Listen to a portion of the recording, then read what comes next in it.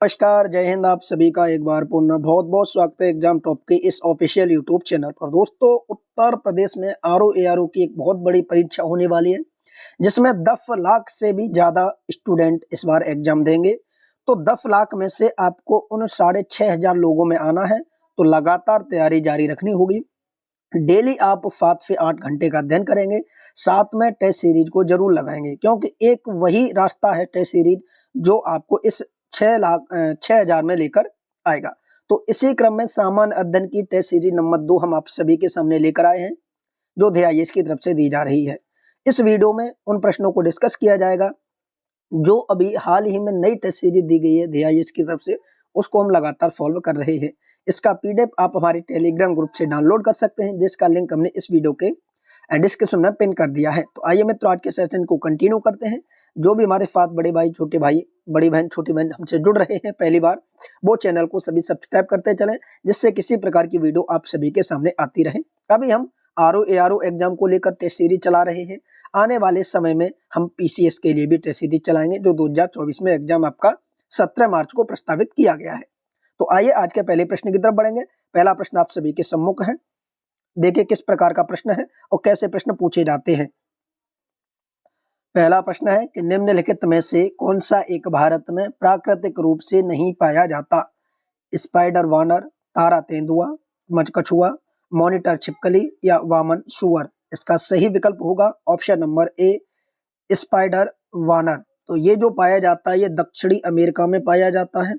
ठीक है, दक्षिणी अमेरिका में पाया जाता है। तो ये मैं छोटी छोटी चीजें याद रखनी होगी कि ये जो स्पाइडर वानर है, ये कहाँ पाया जाता है? दक्षिणी अमेरिका में पाया जाता है, जहां पर सदाबहार वन पाए जाते हैं। तो सही विकल्प ऑप्शन नंबर ए होगा। दूसरा प्रश्न है कि पारिस्थितिकी संवेदी क्षेत्रों को निम्नलिखित में से किस एक अधिनियम के तहत परिभाषित किया गया है? ऑप्शन आप सभी के सम्मुख दिए गए हैं। इसका सही विकल्प होगा ऑप्शन नंबर ए, पर्यावरण संरक्षण अधिनियम 1986। जी हाँ मित्रों, पर्यावरण संरक्षण 1986 के तहत ही इन चीजों को परिभाषित किया गया है। इसी क्रम में अगला प्रश्न है कि विद्युत जनित्र परिवर्तन करता है। सही विकल्प आप सभी के सम्मुख है। सही विकल्प होगा ऑप्शन नंबर ए, यांत्रिक ऊर्जा को विद्युत ऊर्जा में। तो ऑप्शन नंबर ए, ठीक है, यांत्रिक ऊर्जा को विद्युत ऊर्जा में। अगला प्रश्न है आपके सामने, निम्नलिखित कथनों में से कौन से वे फाइटोप्लैंक्टन्स से संबंध में सत्य है? पहला है, समुद्री खाद्य श्रृंखला में ये मुख्य प्राथमिक उत्पादक होते हैं। दूसरा है, पृथ्वी के वायुमंडल में उपस्थित ऑक्सीजन की अधिकतर मात्रा के लिए ये उत्तरदायी है। सही विकल्प होगा पहला और दूसरा, दोनों ही कथन आपके सही है। ठीक है, दोनों ही कथन सही है। तो ऑप्शन नंबर सी। अगला प्रश्न है, निम्नलिखित में से कौन से ग्रह अंतग्रह की श्रेणी में आते हैं? ऑप्शन है बुध, पृथ्वी, शुक्र, बृहस्पति। बताइए वो कौन कौन से ग्रह हैं जो अंत श्रेणी के अंतर्गत आते हैं? तो इसका जो सही विकल्प होगा वो ऑप्शन नंबर ए होगा, 1 और 3, यानी बुध और शुक्र। अगर हम बात करें अंत श्रेणी के ग्रहों की, तो आप इस तरीके से समझेंगे तो ये हमारा सूर्य है, और सूर्य से बढ़ती हुई दूरी के अकॉर्डिंग हमने ग्रहों का क्रम लगाया है। तो टोटल ग्रहों की संख्या 8 होती है, जिसमें 4 होते हैं इधर और 4 होते हैं इधर। इन्हें बोलते हैं आंतरिक ग्रह और इन्हें बोला जाता है बाह्य ग्रह। तो हमसे पूछा है कि अंतग्रह, अंतग्रह अर्थात इधर वाले। तो इसमें देखिए बुध आता है आपका, बुध, इसी में शुक्र आता है, बुध शुक्र, इसी में पृथ्वी आता है, और इसी में मंगल आता है। तो देखिए इसमें 2 दिए गए आपका, ये पृथ्वी भी दिया गया है, बट इसमें पूछा कि कौन से ग्रह अंत ग्रह की श्रेणी में आते हैं। तो आपको बता दूं, बुध सौरमंडल का सबसे छोटा ग्रह है, शुक्र ग्रह सौरमंडल का सबसे चमकीला ग्रह है। बुध एवं शुक्र ग्रह में कोई उपग्रह नहीं है, बुध और शुक्र ग्रह के कोई उपग्रह नहीं है। ये दोनों जो ग्रह है वो सूर्य एवं पृथ्वी के मध्य स्थित है, इसीलिए इन्हें सौरमंडल का सबसे चमकीला ग्रह भी कहा गया है। इसीलिए इसको सौरमंडल का सबसे चमकीला ग्रह भी कहा गया है। तो सही विकल्प पहला और तीसरा होगा। ठीक है, आइए अगला प्रश्न है, निम्नलिखित में से कौन सा एक भारत के उत्तराखंड राज्य को हिमालय से जोड़ने वाला एक प्रमुख दर्रा है? यहाँ पर उत्तराखंड राज्य को हिमालय से जोड़ने वाला एक प्रमुख दर्रा है। सही विकल्प होगा नीति दर्रा। ठीक है, नीति दर्रा। देखिए उत्तराखंड में नीति दर्रा भी पाया जाता है, और उत्तराखंड के कई सारे दर्रे हैं। ठीक है, माना दर्रा भी उत्तराखंड में ही है, बट यहाँ पर हमसे बोला कि उत्तराखंड को हिमालय से जोड़ता है, तो वो है आपका नीति दर्रा, तो ऑप्शन नंबर ए। वहीं सिपकीला दर्रे की बात की जाए तो सिपकीला दर्रा आपका हिमाचल प्रदेश में पाया जाता है। नाथुला दर्रे की बात की जाए तो नाथुला दर्रा आपका सिक्किम में पाया जाता है। तो ये दर्रे भी आपको याद रखने कौन सा कहाँ पाया जाता है, ठीक है। आइए अगले प्रश्न की तरफ बढ़ेंगे सभी साथी। अगला प्रश्न आपके सामने है कि नीचे दो कथन दिए गए जिनमें से एक को अभिकथन और दूसरे को कारक कहा गया है। अब आइए अभिकथन को पढ़ते हैं। अभिकथन है कि भविष्य में ऊर्जा हेतु आशाप्रद स्रोत सौर ऊर्जा है। कारण है कि परमाणु ऊर्जा खनिज सर्वत्र सुलभ नहीं है। दिए गए कूट के माध्यम से सही उत्तर का चयन करें। तो इस प्रश्न का जो सही विकल्प होगा वो ऑप्शन नंबर ए होगा। ए तथा आर दोनों सही हैं, आर ए की सही व्याख्या भी करता है, तो इसका सही विकल्प ऑप्शन नंबर ए। ये मोस्ट इंपोर्टेंट प्रश्न है कि वर्धांत व्यक्ति किन रंगों में कोई भेद नहीं कर सकता, यानी जिस व्यक्ति को वर्धांता बीमारी है वो कौन कौन से रंगों में भेद नहीं कर पाता। इसका सही विकल्प होगा लाल और हरे में। कौन कौन से में, तो याद रखेंगे लाल और हरे में, ऑप्शन नंबर डी हो जाएगा इसका सही विकल्प। अगला प्रश्न है निम्न कथनों पर विचार करें। पहला है कि भारतीय तटरेखा की कुल लंबाई लगभग 7516 किलोमीटर है, अर्थात 7516 किलोमीटर। दूसरा है सर्वाधिक छोटी तटरेखा गोवा राज्य की है। तीसरा गुजरात के बाद सबसे लंबी तटरेखा वाला राज्य महाराष्ट्र है। तो आपसे बोला है कि उपयुक्त में से कौन से कथनों का चयन करें। सत्य कथन, तो देखिए पहला कथन सही है, दूसरा कथन सही है, तीसरा कथन गलत है, ठीक है।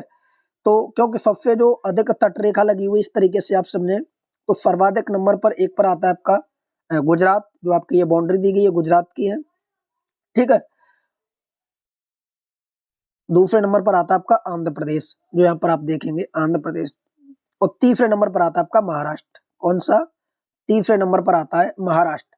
तो इस प्रकार इसका सही विकल्प होगा एक और दो, दो सही है, तीसरा आपका गलत हो जाएगा। तो सही विकल्प होगा एक और दो, ठीक है। ये पॉइंट आप सभी मित्रों को याद रखना है, मोस्ट इंपोर्टेंट प्रश्न है। टोटल 9 राज्य आपके तटरेखा पर है। अगला प्रश्न है विविध पर्वत श्रृंखला से निकलने वाली निम्नलिखित में से कौन सी एक नदी उत्तर प्रदेश के हमीरपुर जिले में यमुना नदी में मिल जाती है। हम इसको इस तरीके से समझेंगे, ये गंगा नदी जा रही है और इसके समांतर लगभग लगभग यमुना नदी जाती है, और एक नदी इस तरीके से आती है जो हमीरपुर पर यमुना नदी में जाके मिल जाती है। तो उस नदी का नाम हमसे पूछा गया, ऑप्शन है बेतवा, छिप्रा। देखिए छिप्रा चंबल की सहायक नदी है, ये नहीं होगा, ठीक है। अब बाकी आपके बेतवा, चंबल और सिंध बची। अब आप सभी इसमें से बताइए कौन सी ऐसी नदी है। याद रखेंगे इस नदी का नाम है बेतवा नदी। क्या नाम है? बेतवा नदी। तो बेतवा नदी आपकी हमीरपुर में जाके यमुना में मिलती है, तो सही विकल्प ऑप्शन नंबर ए हो जाएगा, ठीक है। सही विकल्प ऑप्शन नंबर ए हो जाएगा, इसका सही विकल्प ऑप्शन नंबर ए होगा। अगला प्रश्न है एथमाइड नामक अस्थि मानव शरीर के किस भाग में पाई जाती है। एक अस्थि या हड्डी का नाम है एथमाइड, ये मानव शरीर में कहाँ पाई जाती है, तो सही विकल्प होगा ये नाक में पाई जाती है, ऑप्शन नंबर डी, ठीक है मित्रों। ऑप्शन नंबर डी इसका सही विकल्प होगा। ये नाक के ऊपरी भाग जो आप देख पाते हैं ना, ऊपरी भाग, नाक का ऊपरी भाग, कठोर भाग, वो आपकी एथमाइड हड्डी होती है, ठीक है। तो ऑप्शन नंबर इसका डी हो जाएगा। आइए अगले प्रश्नों की तरफ बढ़ेंगे। अगला प्रश्न आपके सम्मुख है। अगला प्रश्न है कि निम्नलिखित कथनों में से कौन सा एक कथन सत्य नहीं है। ऑप्शन आपके सामने है, बताएंगे इनमें से कौन सा कथन सत्य नहीं है। पहला कथन है कि मानव नेत्र का कॉर्निया कंजक्टिव नामक पतली झिल्ली से घिरा होता है। तो ये जो ऑप्शन दिया गया पहला, ये गलत हो जाएगा। अच्छा माफ कीजिए, ये सही विकल्प है। हमसे पूछा सत्य नहीं है, तो ये तो सही है, बिल्कुल ठीक है, ये भी सही है। नेत्र में स्वस्थ कॉर्निया का ही दान किया जाता है, ये भी बिल्कुल सही है, आप सभी को पता है। जो लोग नेत्र दान करते हैं वो स्वस्थ कॉर्निया का ही दान करते हैं। तीसरा, नेत्र मानव की मृत्यु के 24 घंटे के अंदर किया जाता है। जो नेत्रदान होता है वो मानव की मृत्यु के 24 घंटे के अंदर किया जाता है, ये गलत हो जाएगा, ये गलत हो जाएगा। जो नेत्रदान करते हैं ना, जो कॉर्निया का दान किया जाता है, वो मानव की मृत्यु के 4 घंटे के अंदर किया जाता है। कितने? 4 घंटे के अंदर किया जाता है।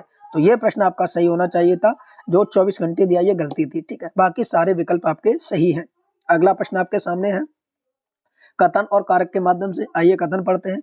मानव शरीर में ऑक्सीजन की कमी को वृक्क एरिथ्रोपोएटिन नामक हार्मोन के स्राव द्वारा पूरा करने का प्रयास करता है। कारण है कि एरिथ्रोपोएटिनिक नामक हार्मोन आरबीसी के निर्माण की प्रक्रिया की गति को बढ़ा देता है। अब आप सभी बताएंगे इसका सही विकल्प क्या होगा। ए होगा कि बी होगा कि सी होगा कि डी होगा? तो सही विकल्प होगा ऑप्शन नंबर ए, कि ए तथा आर दोनों सही है, आर ए की सही व्याख्या करता है। तो सही विकल्प ऑप्शन नंबर ए। अगला प्रश्न है कि इनमें से सही सुमेलित नहीं है, बताइए कौन सा सही सुमेलित नहीं है, बताइए इनमें से कौन कौन से सही सुमेलित नहीं है। मोस्ट इंपोर्टेंट प्रश्न है ये, ठीक है, बताइए कौन कौन से सही सुमेलित नहीं है। ये आप सभी के सामने प्रश्न है। पहला आपका दिया गया, देखिए पेरिटोनियम वृक्क को चारों तरफ से घेरने वाली झिल्ली, ये बिल्कुल सही है, ठीक है, ये बिल्कुल सही है। दूसरा है पोरिकार्डियम, हृदय को चारों तरफ से घेरने वाली झिल्ली, ये भी बिल्कुल आपका सही है, ठीक है, ये भी बिल्कुल सही है। उसके बाद है यकृत मूत्र का निर्माण, गलत है। वृक्क यूरिया का निर्माण, ये भी गलत है। तो ऑप्शन नंबर 3, 4 होना चाहिए गलत। आइए ऑप्शन देखते हैं, option number 3, 4, option number C. आइए अगले प्रश्न की तरफ बढ़ेंगे। अगला प्रश्न आप सभी के सम्मुख है, देखिए किस तरीके, बताइए इसका सही मिलन क्या होगा। संस्था एक तरफ और दूसरी तरफ स्थिति दी गई है। चलिए एक एक करके इनको सुमेलित करेंगे। देखिए यहाँ पर दिया गया केंद्रीय धान अनुसंधान संस्थान, तो जो केंद्रीय धान अनुसंधान संस्थान वो कटक में है, तो कटक कहाँ पर है, 4 पर, तो यहाँ पर हम 4 लिख देंगे। उसके बाद आपका पहले का चौथा हो जाएगा, ठीक है, पहले का चौथा हो जाएगा, इस तरीके से आप देख सकते हैं। आगे दिया भारतीय मृदा विज्ञान संस्थान, तो भारतीय मृदा विज्ञान संस्थान भोपाल में है, तो ये इसका जो सही सुमेलित होगा वो 3 हो जाएगा, तो 4 के बाद 3 आएगा। फिर आपका सल्क वानिकी का राष्ट्रीय शोध केंद्र, ये आपका झांसी में, तो आप इसे 2 पे टिक करेंगे तो ये 2 हो जाएगा। उसके बाद आपका national centre for agriculture economics and policy research, ये आपका कहाँ हो जाएगा, दिल्ली में हो जाएगा, तो नंबर 1 हो जाएगा। तो इसका सही विकल्प बनेगा 4 3 2 1, यानी 4 3 2 1। अब जिस भी ऑप्शन में 4 3 2 1 मिले वही आपका आंसर हो जाएगा। 4 3 2 1, 4 3 2 1 आपका ऑप्शन नंबर बी हो जाएगा, 4 3 2 1। तो इस तरीके से आप इसको सुमेलित कर सकते हैं। यहाँ पर देखिए अगला प्रश्न दिया गया है कथन कारक के माध्यम से कि हृदय शूल को हृदयघात का पूर्वगामी कहते हैं। कारक है दोनों में समान प्रकार का दर्द रोगी को महसूस होता है। तो इस प्रकार इसका सही विकल्प आपको बताना है, ठीक है, दोनों में समान प्रकार का दर्द रोगी को महसूस होता है। देखिए पहला कथन सही है और कारक भी सही है, परंतु जो कारक है वो कथन की सही व्याख्या नहीं करता, तो सही विकल्प ऑप्शन नंबर बी इसका होगा, ठीक है।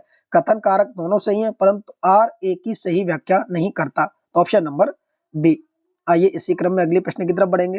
यहाँ पर सूची 1 को सूची 2 से सुमेलित करके आपको बताना है कि किस तरीके से सुमेलित किया जाएगा, ठीक है। एक तरफ दिए गए देखिए सूची 1 सूची 2, यहाँ पर दिया गया कैरोटिक धमनी, जो कैरोटिक धमनी है ये मस्तिष्क से संबंधित होती है, तो पहले का तीसरा हो जाएगा, यानी आंसर 3 लगाएंगे पहले। कैरोटनी धमनी की बात है कि ऊपर है कैरोटिड धमनी, दूसरी में कोरोटनरी धमनी, इसका जो संबंध होगा कोरोनरी धमनी का ये हृदय से होगा, तो यहाँ पर 1 हो जाएगा, यानी 3 और 1 आएगा।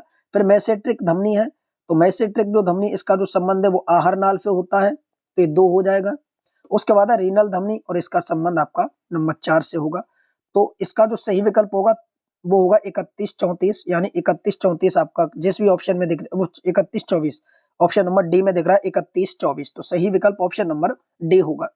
आइए अगले प्रश्न की तरफ बढ़ेंगे। अगला प्रश्न है इसका सही विकल्प क्या होगा कि स्फिंक्टन नामक कपाट मानव शरीर में निम्नलिखित में से कहाँ पाया जाता है। बायोलॉजी आपके एग्जाम में कम से कम 10 से लेकर 12 प्रश्नों तक पूछी जाएगी, केवल बायोलॉजी, तो इसीलिए थोड़े अच्छे प्रश्नों को हमने बार बार अपने प्रैक्टिस सेटों में शामिल किया है। बताइए इसका सही विकल्प क्या होगा। तो इसका जो सही विकल्प होगा वो ऑप्शन नंबर ए होगा, ग्रास नली और आमाशय के बीच। आपसे पूछ सकता है स्फिंक्टर कहाँ पाया जाता है, तो ग्रास नली और आमाशय के बीच पाया जाता है, तो ऑप्शन नंबर ए। इसी क्रम में अगला प्रश्न है कि निम्नलिखित में से किसे मानव शरीर में ऊर्जा उत्पादक की श्रेणी में रखा जाता है। तो मानव शरीर में ऊर्जा उत्पादक की श्रेणी में जिसे रखा जाता है वो आपका कार्बोहाइड्रेट, ऑप्शन नंबर बी। याद रखेंगे कार्बोहाइड्रेट से ही मानव की प्रतिदिन की ऊर्जा की आवश्यकता होती है, ठीक है, और ये जो लगभग आवश्यकता का लगभग जो पाया जाता है वो 60 से 80% तक पाया जाता है मानव शरीर में, तो इसलिए इसका सही विकल्प होगा ऑप्शन नंबर बी, कार्बोहाइड्रेट। अगला प्रश्न आप सभी के सम्मुख है कि निम्नलिखित में से कौन सी एक अक्रिय गैस वायुमंडल में नहीं पाई जाती। तो दोस्तों मोस्ट इंपोर्टेंट प्रश्न है कि निम्न में से कौन सी अक्रिय गैस वायुमंडल में नहीं पाई जाती। कई बार एग्जाम में प्रश्न पूछा गया है। तो देखिए नियोन अक्रिय गैस है, ये वायुमंडल में पाई जाती है, क्रिप्टन ये भी पाई जाती है, आर्गन ये भी पाई जाती है, रेडोन नहीं पाई जाती, तो ऑप्शन नंबर डी हो जाएगा, अक्रिय गैस रेडोन वायुमंडल में नहीं पाई जाती, तो ऑप्शन नंबर डी। अगला प्रश्न आपके सामने है कि निम्नलिखित पर विचार करें। यहाँ पर 5 नदियां दी गई हैं और बोला है कि उपयुक्त नदियों में से कौन सी पूर्ववर्ती नदियां हैं। तो आप सभी याद रखेंगे, पूर्ववर्ती नदियों के उदाहरण आपसे पूछे हैं। तो पूर्ववर्ती नदियां पहले तो ये याद रखना है कि होती कौन है। तो वे नदियां पूर्ववर्ती नदियां कहलाती हैं जो अपने मार्ग के स्थानीय उत्थान को काटकर आगे बढ़ती जाती हैं, यानी अपना मार्ग नहीं बदलती। ऐसी नदियों में हिमालय की नदियां शामिल होती हैं, जिनमें देखिए सिंधु नदी आपकी, इसमें आपकी सतलज नदी, इसमें आपकी ब्रह्मपुत्र नदी, इसी में आपकी गंगा नदी, परंतु गंगा ऑप्शन में नहीं है। तो इसीलिए इसका जो सही विकल्प होगा वो 1, 2, 3 हो जाएगा, ऑप्शन नंबर बी 1, 2, 3। क्या होती है, सोन नदी गंगा की सहायक नदी है, बट गंगा जब इस तरीके से आती है तो सोन नदी इस तरीके से आके मिलती है। किस तरीके से, इस तरीके से आके मिलती है। तो ये दक्षिण भारत से आ रही है। स्वर्ण रेखा नदी की अगर बात करें तो स्वर्ण रेखा नदी भी इसी तरीके से मिलती है। तो इसका सही विकल्प होगा ऑप्शन नंबर बी 1, 2, 3। आइए अगले प्रश्न की तरफ बढ़ेंगे। निम्न कथनों पर विचार करें। पहला कथन है कि यह आल्प्स पर्वत के ऊपरी ढाल के सहारे उतरने वाली गर्म एवं शुष्क पवन है। दूसरा, इसका सर्वाधिक प्रभाव स्विट्जरलैंड में होता है। बताइए इनमें से किस पवन के बारे में बात की जा रही है। तो हम सभी को पता होना चाहिए कि जो स्विट्जरलैंड में हवाएं बहती हैं उनको कहते हैं फोन। क्या कहा जाता है उनको? फोन कहा जाता है। तो ऑप्शन नंबर क्या हो जाएगा, इसका सही विकल्प डी हो जाएगा। इसमें जो 2 कथन दिए गए, पहला और दूसरा, ये दोनों ही कथन फोन के बारे में बात कर रहे हैं। तो ऑप्शन नंबर डी। इसी क्रम में अगला प्रश्न आपके सामने है कि निम्नलिखित में से कौन सा एक सही सुमेलित है। बताइए इनमें से कौन सा एक सही सुमेलित है। तो देखिए यहाँ पर जो पहला ऑप्शन दिया गया है लिथोफाइट, लिथोफाइट को कहते हैं कठोर चट्टानों पर उगने वाली वनस्पति। तो ये तो बिल्कुल सही हो जाएगा, ये बिल्कुल सही हो जाएगा। ठीक है, उसके बाद दिया है हेलोफाइट। हेलोफाइट क्या होता है? ये नमकीन मृदा जो मिट्टी होती है उसमें जो वनस्पति निकलती है उसे कहते हैं। तो ये वाला तो यहाँ होना चाहिए था, तो ये गलत हो जाएगा दूसरा। ठीक है, हेलोफाइट क्या होता है? नमकीन मिट्टी की वनस्पति। उसके बाद आपका दिया है पायरोफाइट। अब जो पायरोफाइट दिया ये होता है अग्नि प्रतिरोधी वाला, तो इसमें दिया नहीं है। ठीक है, तो इसका सही विकल्प होगा ऑप्शन नंबर ए। याद रखें हेलोफाइट क्या होता है? नमकीन मिट्टी की वनस्पति। तो ऑप्शन नंबर ए इसका सही विकल्प होगा। चलिए अगले प्रश्न की तरफ बढ़ेंगे। अगला प्रश्न आपके सामने, बताइए इनमें से कौन कौन से कथन सही सुमेलित हैं। 1, 2, 3 दिए गए हैं, 3 में से आपको बताना कौन कौन से सही सुमेलित हैं। पहला कि सू नहर सुपीरियर झील को यूरन झील से जोड़ती है। दूसरा, कील नहर बाल्टिक सागर को आर्कटिक सागर से जोड़ती है। तीसरा, स्वेज नहर भूमध्य सागर को लाल सागर से जोड़ती है। तो इस प्रकार इसका सही विकल्प क्या होगा वो आप सभी को बताना है। तो इस प्रकार इसका सही विकल्प होगा, देखिए पहला जो दिया गया सू नहर, ये सुपीरियर झील को यूरन झील से जोड़ती है, ये बिल्कुल सही विकल्प है, पहला सही हो जाएगा। दूसरा, कील नहर, जो कील नहर है ये जर्मनी में उत्तरी सागर को बाल्टिक सागर से जोड़ती है। यहाँ पर दिया बाल्टिक सागर को अटलांटिक सागर, दूसरा गलत है। तीसरा, स्वेज नहर, स्वेज नहर भी आपका सही होगा क्योंकि भूमध्य सागर को लाल सागर से जोड़ती है। तो इसका सही विकल्प होगा 1 और 3, ऑप्शन नंबर बी इसका सही विकल्प होगा 1 और 3। कील नहर किस किस को जोड़ती है? तो याद रखना ये आपके उत्तरी सागर को बाल्टिक सागर से जोड़ती है। तो सही विकल्प ऑप्शन नंबर बी होगा 1 और 3। अगला प्रश्न है प्रोबायोटिक पद किसके लिए प्रयुक्त किया जाता है। बताइए प्रोबायोटिक पद किसके लिए प्रयुक्त किया जाता है। यहाँ पर ऑप्शन है आपके सामने, जैविक खाद्य के लिए, एंटा एसिड या एंटीबायोटिक, या सजीव सूक्ष्मजीवी खाद्य संपूरक। सही विकल्प होगा ऑप्शन नंबर डी, सजीव संपूरक खाद्य संपूरक के लिए। तो इसका सही विकल्प ऑप्शन नंबर डी होगा। याद रखेंगे प्रायोबियोटिक जो शब्द है या जो पद है ये किसके लिए है? तो ये सजीव सूक्ष्मजीवी खाद्य संपूरक के लिए। अगला प्रश्न है निम्नलिखित जनजातियों में से कौन सी एक पामीर पठार के क्षेत्र में निवास करती है। बताइए इनमें से कौन सी पामीर पठार क्षेत्र में निवास करती है। यहाँ पर जो खिरकी जनजाति दी गई है इसका सही विकल्प होगा ऑप्शन नंबर ए। खिरकी जनजाति आपके किर्गिस्तान वाले भाग में पाई जाती है, किर्गिस्तान किर्गिस्तान वाले भाग में पाई जाती है, तो इसीलिए इसका सही विकल्प होगा ऑप्शन नंबर ए। यहाँ एक माओरी जनजाति दी गई है, माओरी, ये आपके न्यूजीलैंड में पाई जाती है।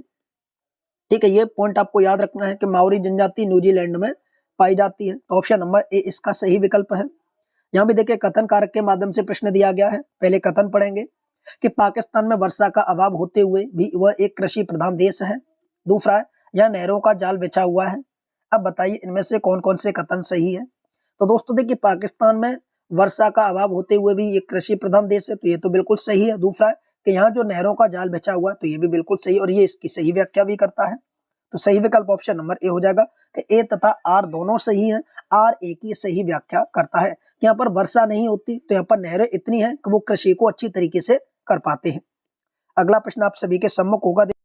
प्रश्न है कि अफ्रीका महाद्वीप के निम्नलिखित देशों में से हॉर्न ऑफ अफ्रीका के अंतर्गत सम्मिलित है। तो बताएंगे इनमें से कौन कौन से वो देश हैं जो हॉर्न ऑफ अफ्रीका में शामिल है। आपके सामने ऑप्शन दिए गए हैं, आप सभी बताएंगे कि इनमें से कौन कौन से देश हॉर्न ऑफ अफ्रीका के अंतर्गत शामिल है। जिबूती की बात की जाए तो जिबूती आपका हॉर्न ऑफ अफ्रीका के अंतर्गत शामिल है, ठीक है। वहीं यहाँ पर इथोपिया की बात की जाए तो इथोपिया भी आपका हॉर्न ऑफ अफ्रीका के अंतर्गत शामिल है।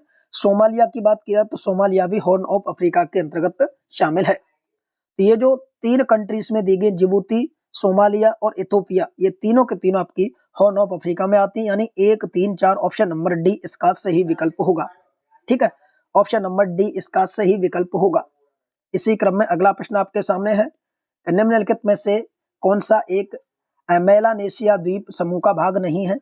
ये मोस्ट इंपोर्टेंट प्रश्न है, मेलानेशिया द्वीप समूह का भाग नहीं है, बताइए इसका सही विकल्प क्या होगा। ऑप्शन आपके सामने दिए गए हैं, इनमें से कौन सा मेलानेशिया द्वीप समूह का भाग नहीं है। सही विकल्प होगा ऑप्शन नंबर डी। ये जो टोंगा दिया गया है, ये जो टोंगा दिया गया है, ये आपका मेलानेशिया द्वीप समूह का भाग नहीं है, ठीक है। तो इसका सही विकल्प होगा ऑप्शन नंबर डी। ये मेलानेशिया द्वीप समूह कहाँ पाया जाता है, तो ये प्रशांत महासागर में पाया जाता है, फिलीपींस के पास। तो इसका सही विकल्प होगा ऑप्शन नंबर डी। अगला प्रश्न है, निम्नलिखित में से किन देशों से होकर भूमध्य रेखा गुजरती है, बताइए भूमध्य रेखा कौन कौन से देशों से होकर गुजरती है। तो इसका सही विकल्प आप सभी के सम्मुख है, बताइए भूमध्य रेखा पर कितने देश आते हैं। तो पहले तो आप याद रखें कि इस तरीके से एक पृथ्वी होती है और इधर से एक रेखा गुजरती है जो पृथ्वी को 2 भागों में बांटती है, उत्तरी गोलार्ध और दक्षिणी गोलार्ध में। इसे हम भूमध्य रेखा, विषुवत रेखा या 0 डिग्री अक्षांश रेखा के नाम से भी जानते हैं, ठीक है। इस रेखा की जो कुल लंबाई है वो आपसे पूछी जा सकती है। तो इस रेखा की कुल लंबाई है 40,90,000 किलोमीटर और इस रेखा पर कुल 13 देश विद्यमान हैं। कितने देश, कुल 13 देश विद्यमान हैं। अब इनमें से जो ऑप्शन दिए गए उनमें से हम देखेंगे कौन कौन से देश इस रेखा पर आते हैं। तो इस रेखा पर जो देश आते हैं देखिए, एक तो आपका गैबोन आता है, इसी में आपका मालदीप आता है, इसी रेखा पर युगांडा आता है और इसी रेखा पर केन्या आता है। तो ये चारों के चारों कंट्री आपकी इस रेखा पर आती हैं। तो ऑप्शन नंबर डी इसका सही विकल्प होगा। अगला प्रश्न है कि निम्न कथनों पर विचार करें तथा कूट की सहायता से सत्य कथन का चयन करें। यहाँ पर 2 कथन दिए गए हैं, पहला और दूसरा। पहला है कि एबोसीनिया पठार पूर्वी अफ्रीका में स्थित है। दूसरा है ओकावांगो द्रोणी दक्षिण पश्चिमी अफ्रीका में स्थित है। तीसरा है आपका यहाँ पर एटलस पर्वत अफ्रीका महाद्वीप के उत्तर पश्चिम में स्थित है। अब आप बताएंगे इनमें से कौन कौन से कथन सत्य है। पहला कथन भी आपका सही है, दूसरा कथन भी सही और तीसरा कथन भी सही। तो ऑप्शन नंबर सी हो जाएगा, पहला, दूसरा, तीसरा तीनों ही सही है, ठीक है। तो ये तीनों कथन आपको याद रखने हैं। इसी क्रम में अगला प्रश्न है, एक तरफ राष्ट्रीय उद्यान दूसरी तरफ राज्य दिए गए हैं, आपको बताना कौन सही सुमेलित नहीं है, बताइए कौन सही सुमेलित नहीं है। देखिए पहले कथन की बात करें तो यहाँ पर दिया अंशी राष्ट्रीय उद्यान कर्नाटक, ये बिल्कुल सही है। दूसरा बेटला राष्ट्रीय उद्यान झारखंड, ये भी बिल्कुल सही है। तीसरा आपका दिया गया है इंद्रावती राष्ट्रीय उद्यान छत्तीसगढ़, ये भी बिल्कुल सही है, ठीक है। इंदिरा राष्ट्र जो नदी है वहां पर एक राष्ट्रीय उद्यान पाया जाता है और इसी पर एक जलप्रपात है जिसका नाम है भारत का न्यागरा, जिसे चित्रकूट जलप्रपात के नाम से भी जानते हैं। आगे दिया फोर्थ में गूगामल राष्ट्रीय उद्यान आसाम, तो यही दोस्तों आपका गलत है। गूगामल राष्ट्रीय उद्यान आसाम यही आपका गलत है, क्योंकि गूगामल राष्ट्रीय उद्यान आपका आसाम में नहीं, ये महाराष्ट्र में है। कहां पर है, तो ये महाराष्ट्र में है। तो ऑप्शन नंबर डी। अगले प्रश्न की तरफ बढ़ेंगे। अगला प्रश्न आपके सम्मुख, बताइए इसका सही विकल्प क्या होगा। यदि वायु का तापमान 1 डिग्री सेल्सियस बढ़ा दिया जाए तो ध्वनि की चाल में क्या परिवर्तन होगा, फिजिक्स का प्रश्न है। तो दोस्त याद रखेंगे, यदि वायु का तापमान 1 डिग्री सेल्सियस बढ़ा दिया जाता है तो जो ध्वनि की चाल है वो 0.61 मीटर प्रति सेकंड बढ़ जाएगी। तो ऑप्शन नंबर ए इसका सही विकल्प होगा, ठीक है, ये याद रखना है। अगला है द्वितीयक इंद्रधनुष में बाहर की तरफ कौन सा रंग दिखाई देता है, बताइए द्वितीयक इंद्रधनुष में बाहर की तरफ से कौन सा रंग दिखाई देता है। सही विकल्प होगा या बैंगनी रंग दिखाई देता है। तो ऑप्शन नंबर सी इसका सही विकल्प होगा।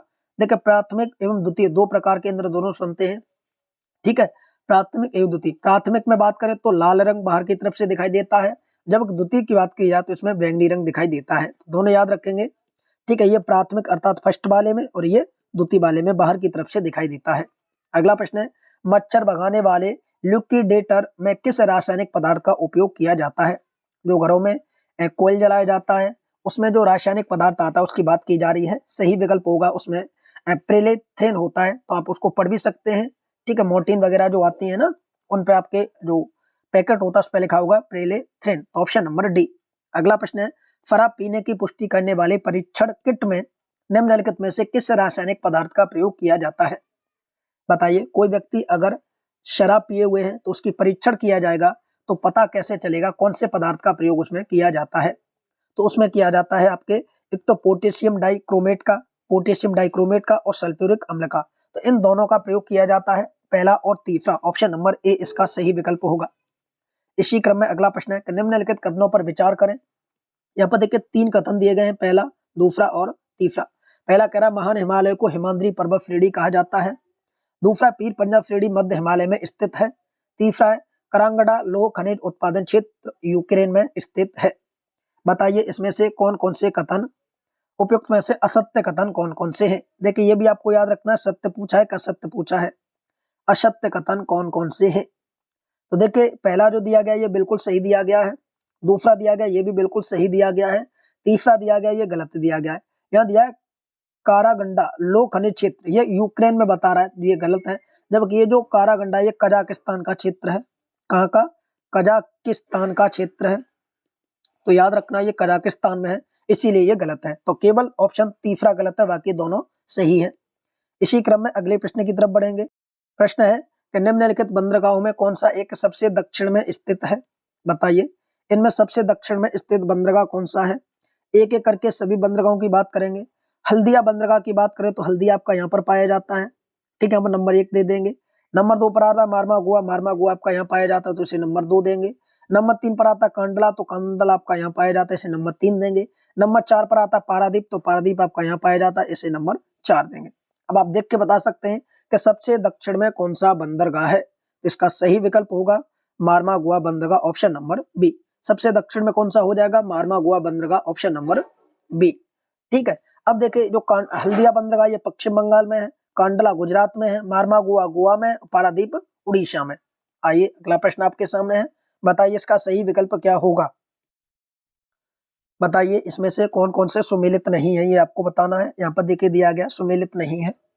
पहला पुष्कर अरावली पहाड़ी, ओंकारेश्वर मानधानता पहाड़ी, तीसरा श्रीशैलम सतमाला पहाड़ी। बताइए सही विकल्प होगा केवल तीसरा। ठीक है, पहला पुष्कर है ये अरावली पहाड़ी पर है, ओंकारेश्वर ये मध्याता पहाड़ी पर है, तो इसका जो सही विकल्प होगा वो ऑप्शन नंबर 3 होगा कि श्रीशैलम। ये जो स्थान है श्रीशैलम ये आंध्र प्रदेश में है। कहाँ पर है ये? आंध्र प्रदेश में, और आंध्र प्रदेश में नल्ला मल्ला जो पर्वत है उस पर स्थित है, तो ऑप्शन नंबर केवल सी होगा। अगला प्रश्न है, देखिए इंपोर्टेंट प्रश्न है ये कि अमलाई राजमुंद्री और बल्लारपुरम प्रौद्योगिकी जो स्थल है वो एक उद्योग के लिए मुख्यतः किसके लिए जाने जाते हैं? राजमुंद्री, बल्लारपुरम और अलमाई, ये तीनों के तीनों औद्योगिक स्थल किसके लिए प्रसिद्ध है? सही विकल्प होगा ये कागज के लिए प्रसिद्ध है, ये कागज निर्माण के लिए प्रसिद्ध है, कागज उद्योग के लिए प्रसिद्ध है। कोयला क्षेत्र दिए गए, दूसरी तरफ अवस्थिति, कौन सा सुमेलित नहीं है ये आपको बताना है। बताइए एक एक करके बात करेंगे। सबसे पहले बात करेंगे यहाँ पर तलचर, तो तालचर है ये उड़ीसा में महानदी के तट पर है, तो ये बिल्कुल क्या हो जाएगा? सही हो जाएगा। दूसरा सिंगरैनी, यहाँ पर याद रखेंगे सिंगरैनी नर्मदा घाटी, ये गलत हो जाएगा। सिंगरैनी नर्मदा घाटी ये गलत हो जाएगा। सिंगरैनी तेलंगाना में और ये गोदावरी पर है। कौन सी नदी पर है? गोदावरी पर है, तो ये नदी भी याद रखनी है कौन सी नदी पर कौन सा क्षेत्र होगा।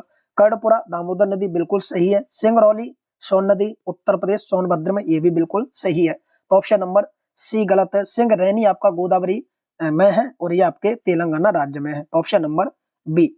अगला प्रश्न है, विश्व में प्राप्त होने वाली टिन का लगभग 80% टिन प्राप्त होता है कौन सी सेलों से? याद रखेंगे विश्व में जो टिन प्राप्त होती है उसका लगभग 80% जो टिन प्राप्त किया जाता है वो आपके प्रेशर निक्षेपण से प्राप्त किया जाता है, ऑप्शन नंबर सी। ठीक है, इसी क्रम में अगला प्रश्न है कि निम्नलिखित कथनों पर विचार करें। यहाँ पर दो कथन दिए गए। पहला कथन है कि एजीआर में केवल दूरसंचार सेवाओं से उत्पन्न राजस्व को शामिल किया जाता है। दूसरा, वर्तमान में राष्ट्रीय आय मापन हेतु आधार वर्ष 2011-12 है।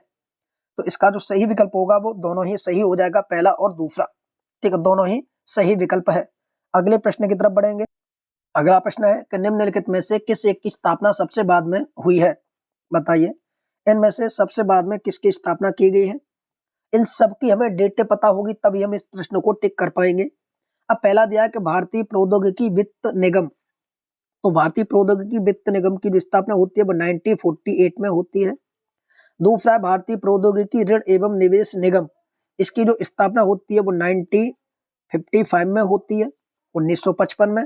तीसरा है भारतीय प्रौद्योगिकी विकास बैंक, जिसे IDVI बोलते हैं, इसकी स्थापना 1964 में होती है।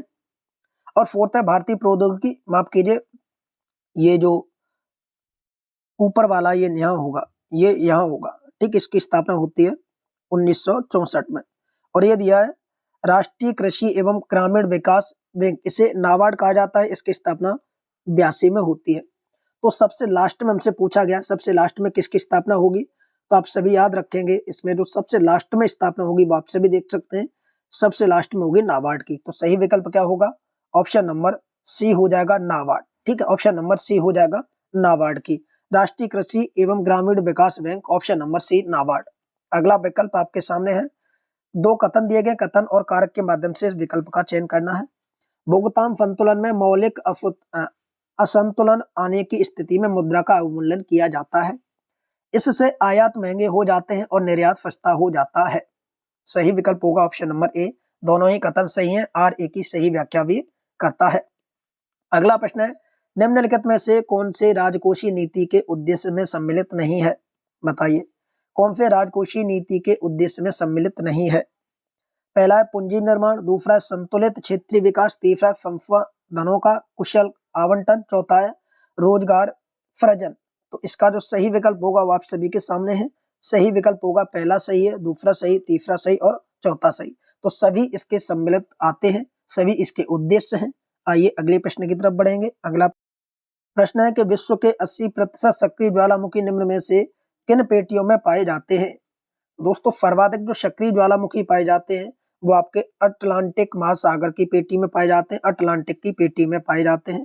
तो ऑप्शन नंबर बी इसका सही विकल्प हो जाएगा। माफ कीजिए, ऑप्शन नंबर बी तो यहाँ पर इस तरीके से दिया गया, ऑप्शन इस तरीके से, ठीक है। तो इसका सही विकल्प होगा एक तो मध्य सागरी पेटी और एक होगा इसमें पश्चिमी प्रशांत पेटी, तो इनमें पाए जाते हैं। अब होगा इसका ऑप्शन नंबर बी इसका सही विकल्प, ठीक है। तो इसका सही विकल्प होगा 3 और 4। अगला प्रश्न आपके सामने है कि निम्नलिखित में से कौन सा एक यूरोपीय देश वेनिलक्स संगठन का सदस्य नहीं है? ये संगठन है जिसका नाम है वेनिलक्स, इसका सदस्य देश नहीं है। बताइए, तो इसके अंतर्गत वेनिलक्स के अंतर्गत 3 देश आते हैं। कितने देश आते हैं वेनिलक्स के अंतर्गत? 3 आते हैं। वो 3 देश कौन कौन से हैं? इनमें देखिए, एक तो आपका बेल्जियम आता है वेनिलक्स के अंतर्गत, एक इसी में लग्जमबर्ग आता है वेनिलक्स के अंतर्गत, इसी में आपका नीदरलैंड आता है, तो बचा कौन सा? नॉर्वे, ये इसके अंतर्गत नहीं आता। तो सही विकल्प ऑप्शन नंबर बी हो जाएगा। अगला प्रश्न है, एग मार्क गुणवत्ता प्रमाणन चिन्ह निम्न में से किस एक संस्था द्वारा जारी किया जाता है? तो दोस्त याद रखेंगे, ये विपणन एवं निरीक्षण निदेशालय के द्वारा दिया जाता है। ऑप्शन नंबर इसका सी सही विकल्प होगा, विपणन एवं निरीक्षण निदेशालय के माध्यम से। तो ये तो थे दोस्तों आज की क्लास के 50 महत्वपूर्ण इंपोर्टेंट प्रश्न। इससे पहले 50 प्रश्नों की एक वीडियो बनाई गई थी, तो हर वीडियो में आपको 50 प्रश्न देखने को मिलेंगे। टोटल 100 प्रश्न हो गए। अगले वीडियो में हम बचे हुए प्रश्नों को कवर करेंगे। कैसा लगा वीडियो कमेंट करके जरूर बताएं। इसी प्रकार की वीडियो देखने के लिए आप सभी चैनल को सब्सक्राइब कर लें, जिससे कि समय पर आप सभी को ये वीडियो मिलती रहे। साथ ही साथ करंट अफेयर की क्लास भी हमने प्रारंभ कर दी है, तो एक लेक्चर उसका आ चुका है 100 प्रश्नों का, आप देख लीजिए उसे। हिंदी की लगातार क्लासेस चल रही हैं, साथ ही साथ जीएस की भी क्लासेस चल रही हैं। आप सभी लगातार इसी तरीके से सपोर्ट करते रहिए, वीडियो को देखते रहिए। कोई भी किसी भी प्रकार का डाउट हो तो कमेंट अवश्य कीजिए, आप सभी के कमेंटों का रिप्लाई अवश्य दिया जाएगा। थैंक यू, जय हिंद।